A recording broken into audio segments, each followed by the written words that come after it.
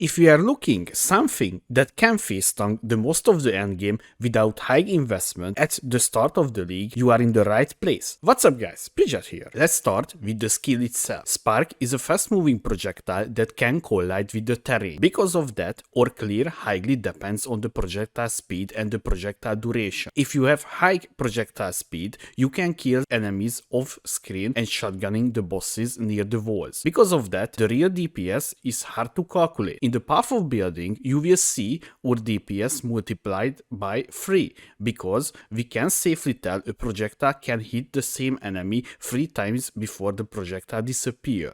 Before, you say not all bosses standing near the walls, that's right, but the most of the endgame bosses like Maven, Elder, Uber Elder, Eater of Words and even the Maven Invitation, all of them are inside a little arena where we can abuse this mechanic. Even with basic starter gear, we can almost reach 100% critical chance, so we don't have to worry about the elemental resistance mod on bosses, and while mapping, we almost curse immune because the concentrated ground from the Ascendancy is reducing the curse effectiveness, so we can do any mob with curse mod on them. The build shines when we fighting Agnes bosses. We can easily do the harder Invitation, Elder and the Mave because we are so tanky and we have really high sustained DPS. In this clip, you can see the shotgunning in practice, and even the bosses is helping us standing near a wall while we can tank almost everything they throw at us.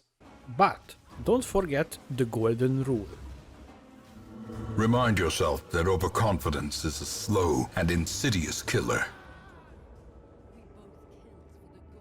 Map mods we are afraid of: Elemental Reflect because we deal massive amount of elemental damage. No regen because it's disabled the life, energy shield and the mana regen, and maybe the less recovery rate is a little problem for us, but doable. Just need to be careful with our life and the mana. Lastly, we need to watch out for the Fizz Reflect because we're using Tornado. Yes, you heard right, Tornado as a secondary source of damage, because this spell is fully physical, so when you're doing Fizz Reflect mobs, don't use it.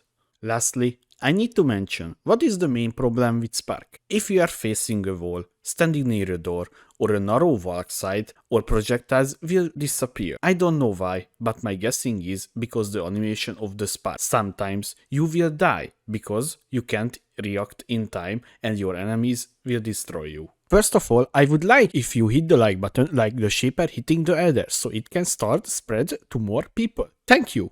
Because it's league start, we can't have big items in the first day of the league. That's why we have very basic items in the list here. There is a free thing worth to mention. First, the Helm enchantment. You must have the additional projectile for Spark. This Helm enchantment was very cheap on average basis at the start of the league, so you can grab one for a few chaos or even less. Second and third things, we can use 2 bench craft, both of them coming from the Betray mechanic. The body armor craft, maximum life as maximum energy shield. This craft is coming from unveiling body armors from Graviseer. Before you unveil the item, the veil mod needs to be a prefix, so if you want to buy one, take a look on the item and check if the veiled mod is a prefix. The gloves craft same, it's coming from the Betray mechanic when unveiling gloves, and the craft is projectiles pierce an additional target. It will greatly help with our clear. For the leveling, we can use a really simple vendor recipe, which will help us to get through the campaign. You need a magic, so brew rarity wand, scepter, an alteration orb and a topaz ring, the light resistance one. You will sell these 3 items to a vendor and you get a blue wand with flat lighting damage. The better rarity ring you sell to the vendor, the better added damage will you get on the wand, but the level requirements will be higher, so be careful with that. Starting in the Templar area, taking first Retribution for increased cast speed and increased damage, Precision for early dexterity and cast speed, taking Discipline and Training for maximum life and flat life, taking Sanctity for increased armor and Light of Dignity for increased spell damage and spell critical chance, Holy Dominion for elemental resistance and increased elemental resistance, taking Devotion for maximum life, Overcharge, Jewel Socket here, jumping towards Purity of Flesh, increase maximum life and maximum energy shield, taking the reservation wheel here with Reservation Mastery, increase mod reservation efficiency of skill, Arcane Potency for increased spell critical and critical multiplier, Critical Mastery, critical strike multiply against unique enemies, Anointed Flesh for increased maximum elemental resistance, jumping towards quick recovery with Life Mastery, 50 to maximum life, the Javel Socket here, traveling towards Potency of Will, increase skill effect duration, really important, and in the early levels I suggest to you to rush towards this. Shaper, Iron Wheel, Keystone for increased spell damage, the life notes here, and Constitution for increased maximum life, Arcanist Dominion for increased spell damage and cast speed, Lightning Walker for increased lightning damage and little bit of cast speed, Cruel Preparation for increased maximum life and elemental resistance, Life Mastery, increased maximum life, Disciple of the Forbidden for minimum power charges, taking Instability for maximum power charges, and the Javel Socket here, taking Annihilation for increased spell critical chance and spell critical multiplier, Heart and Soul for more mana and life, Deep Wisdom, little bit of mana, Energy Shield, Nimbleness for increased cast speed, Caster Mastery, spell which gain intensity have +1 to maximum intensity. Later in the video I will explain this. Rushing towards Trickery, taking Assassination for even more critical strike chance and multiplier, Blood Siphon, and lastly Coordination for dexterity and cast speed. When you done your first labyrinth, you need to make a decision. You want more damage or more survivability. If you want more damage, you need to take the down path, Righteous Providence and Inevitable Judgment.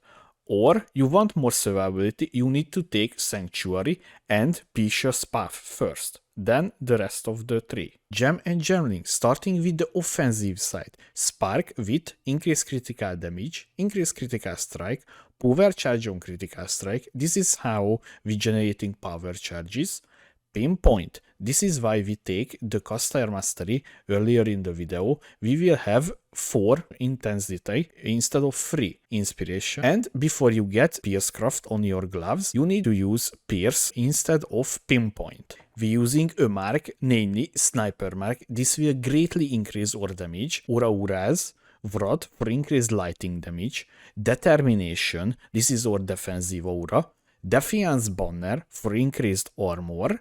And Clarity for a little bit of mana regen. We leveling Clarity till level 4, otherwise your mana will be lower and you can't cast long enough on boss fights. When we starting a boss fight, we need to place down the Sigil of Power with faster casting and increased duration. While we casting inside the Sigil of Power, it will gain stages. The buff will grant us added lightning damage per stage. So this is a really huge damage multiplier for us. And we using Tornado. This is our secondary source of damage. And lastly, our movement skill setup. Flame Dash with Second Wind and Arcane Surge. Arcane Surge needs to be at level 9, otherwise you will need to be cast twice the Flame Dash to gain the Arcane Surge buff. And we using Molten Shell, this is our guard skill. Hope you enjoyed the video. If you have any question, please let me know under the video. Have a wonderful league start guys. Thanks for watching and see you in the next video.